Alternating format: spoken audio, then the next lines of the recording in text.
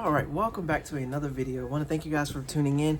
If you guys didn't have a chance to watch, there's an intro video to my channel explaining a little bit about what my channel is about and what we're trying to do here on the channel. So in the first video after the explanation, if you haven't watched it, I'll leave a link for it here. You can click on it and check that out. But in the first video that I have for my channel, I want to talk about my life as a church musician, kind of growing up and kind of some of the things that I experienced and some of the things that I would encourage others of you to do. Some of the things that happened to me earlier on in my career that kind of shaped who I am today, and some positives and some things that I would improve and work on personally. So we'll kind of go over that. This is pretty much kind of history, but I hope that you guys tune in. It's kind of a story time, but from a musician standpoint. So primarily I am a church musician. I've been a church musician since I was 10 years old.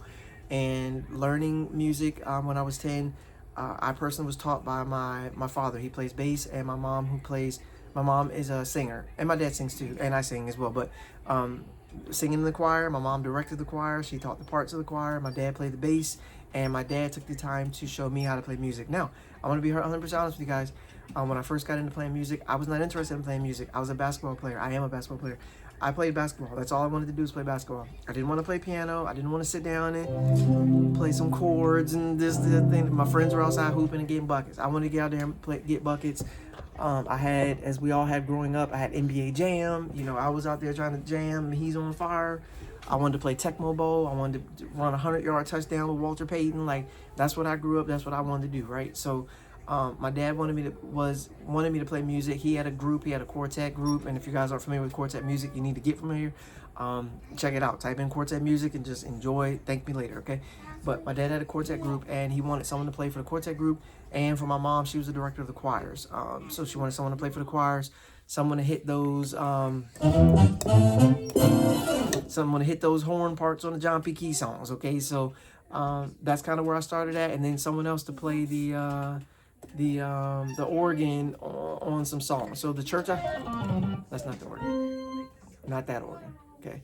The church I grew up with had an organ, guitar, bass, lead guitar, drums, tambourines going. I mean, it was a traditional Pentecostal church where we're talking about, and if you're not familiar with some of the terms, you just gotta look them up. But in our church, the way I grew up, there was church, there was someone playing an organ, there was someone preaching, they were was commonly referred to as hooping, and God said, there was someone on there playing, on the organ going, the drums going, the cymbals going, the preaching, people get to running around the church and just praising God and giving God all glory and honor because of all the wonderful things that God's done. So that's the expression that me growing up, that's how the expression was done at that time, and still done to this day. Nothing's changed, the same thing. But growing up in that as a 10-year-old kid, I'm learning the instruments to play, to be able to get up there and play in this space, which is this church. Now, obviously, there's other kids that grew up and their church was not the same. So when they grew up and they're listening to their church service, it's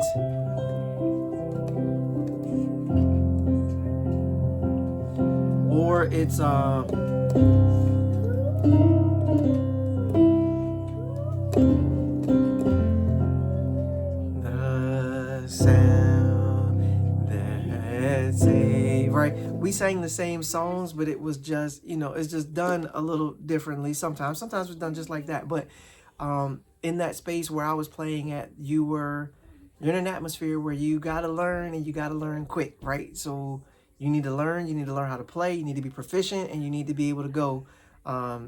You need to be able to go, okay? Because you're going to be called upon to play. And one of the skills that I learned, again, I'm just talking about the whole journey. One of the skills I learned very early on is how to adapt quickly, meaning anyone could sing any song at any time. And if you were not prepared to play any song at any time, this ain't the life for you. That's just how I grew up. So from the age of 10 years old, on a piano, on an instrument, you had to be able to play any song at any time. So if someone just breaks out into God is a good God, yes he is. God is a good God, yes he is. God is a good God. Yes, He is. God is a good God. Yes, He. You had to be, and then if they went from that right into Amazing Grace, how sweet the sound. You hear how drastically different those styles are, but you have to be able to play, and you could get done with playing that song into I know it was the blood. I know it was the that saved me. One day when I was lost, Jesus died on the cross. I know it was the blood for me. So some of those turnarounds, some of those progressions, some of those chords are things that everybody did them. You needed to learn them, and you needed to learn them, and you need to be good at them so you can stay on the instrument. When I grew up, there was an instrument, there was a person playing, there was a person behind that person who was ready to play, there was another person behind that person who was ready to play. So if you wanted the opportunity to play and do what you could on the time you need to play, you needed to be proficient, you need to be good at what you want to do. Now, I will say this, growing up in that atmosphere, in that environment, it was phenomenal. I loved it. We were in church for a very long time. It was great. I have no gripes, no complaints whatsoever. It was wonderful. I am so thankful for that experience and what it taught me and what I learned, and the ability to be able to adapt, ability to be able to pick up a song, listen to a song, play a song on the spot basically. Or if you didn't learn it, being able to piece it together enough to get through it and then learn how it's actually supposed to be played and then start playing that. And then, you know, obviously they could go into a worship song.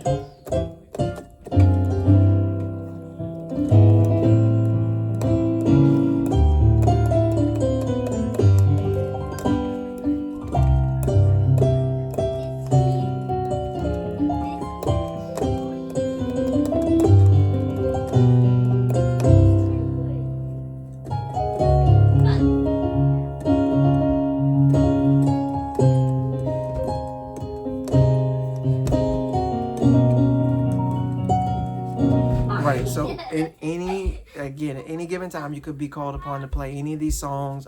You know, different songs from different realms. So that was one of the great things. Now, the only thing I would say for me personally that I did is the church had a keyboard that I played, and the church had an organ that they played, and the church invested in a very, very top level organ. Okay, and I was just new to playing. Right. So one of the things that I did from the beginning is I played in the keys that were there, right?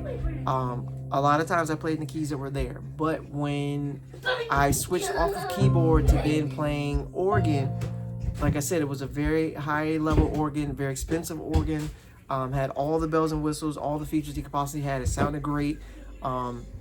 But it also had a feature that a lot of you guys are familiar with, and I'm just being transparent and honest because I don't see any other way to be. But it had a transpose button on the organ. Now, to me, at this stage of the game, a transpose button on the organ, it literally should be removed. It's like a crime. It should be a crime. If you're on the organ, in this day and age, with preachers as talented as they are and where they're going and what they want to do, hitting a transpose button, yes, it'll get you to where you need to get to. If you use it, I'm not mad at you for using it. Do whatever you need to do. I'm just talking about my own personal journey. The organ that we had a transpose button. I wish now that it did not. I wish I was forced to play in every key, because I personally feel like that stunted my musical growth and development as a player, because I could hit a button to get to the key. So if he's in C and he's hooping and, you know, God said, he's doing all of that, and then he's like, he moves up. All I gotta do, I can hit a button and I could go right up to that key. I didn't do it just now because clearly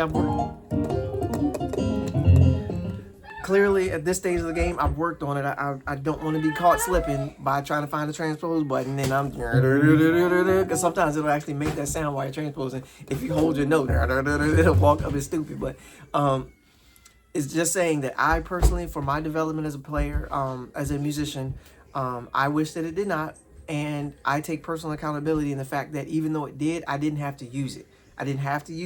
But I think the totality of the situation, being able to being necessary to be able to play every song any song that popped up, I wanted to do it in a key I was comfortable in. I didn't want to learn that key. Remember, I'm the basketball player that wanted to play Tecmo Bowl NBA Jam. I wasn't really trying to play piano. I started playing. I felt good about it. You know, people congratulating you, saying how great you're doing and doing all this and the third. People coming up to you after service and they just happy to see you and you're making all kinds of new friends and you just chilling and enjoying, and life's just kind of coming at you pretty good. I wanted to continue to sound good. I didn't want to go through that struggle and try to play in F sharp and try to learn my preacher.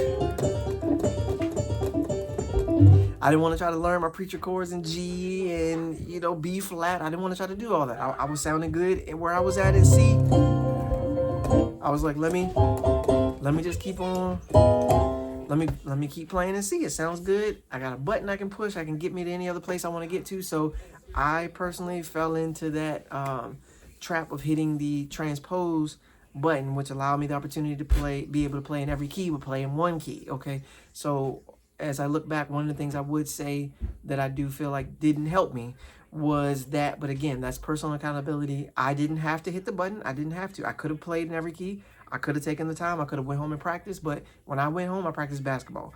Okay? I practiced basketball. That's what I did. I didn't make the piano a main priority or main focus. I was happy to play when I played, but I wanted to get back to playing basketball. I really had visions of going further and farther with basketball, and I did. I played all the way through high school. I played in college, enough. But then I left college, got a job, and kept it moving. That was the rest of life. Basketball was done, but what was not done at that time was music. And music kept going, and it's still going, and here we're still going with music 30-some years later. Basketball's still going, too. I was coaching basketball, still play basketball whenever I get a chance, if my back holds up. But I do wish, you know, as I look back over, that was one of the things that I do feel like did stunt the development and growth as a musician, is that initial ability. But something that, you know, again, I'm just talking to you guys as some things I noticed and I saw that I think may be helpful to others. So I would encourage everyone to learn it. If you do feel as though there's keys you're more comfortable in, you've got big gigs, people are okay with you playing the way you play, now's not the time to land the big gig playing for the big artist and then be like, okay, I'm not going to use this button. I'm going to try to play in F sharp real quick. And they hire you and you get out there and you sound like who done it and why. That's not the time to do that, okay? If they hired you and you killed the gig playing and transport and whatever you need to do to be successful, you did it, then you continue to do that. When you get done with that, then, or while you have downtime, then you can use that as an opportunity to practice and better yourself. But do what you need to do to be successful. Don't mess up your bread or your money talking about trying to play in another key, and that ain't what they looking for. Now you're like, oh, we're gonna call somebody else. So with that being said, that actually is a great segue to lead me into my next video. We'll talk about a few more things and talk a little bit more about the music journey. Hoping to share some more information, something that can be helpful to another in the music space, something that I can share that might help encourage someone. Again, I'm thankful for the opportunity I have to play, and I just want to share something that might help someone else to be successful and elevate my fellow musicians, or share something that might help you elevate yourself, something that you can take away from this and use in your own home or town to help improve what it is that you're doing there. So thank you guys for watching. Appreciate you for tuning in. I look forward to catching you guys in the next video, which I'll be sharing right here. We will dive a little bit deeper into my musical journey as we go. Remember, I started playing when I was 10, and we're only at about 16. So we got a lot to learn. We got a lot to go over. So thank you guys for watching. I will catch you guys on the next one. Hey, I need you, sir, I need you. We're signing off. We got some help with the sign off.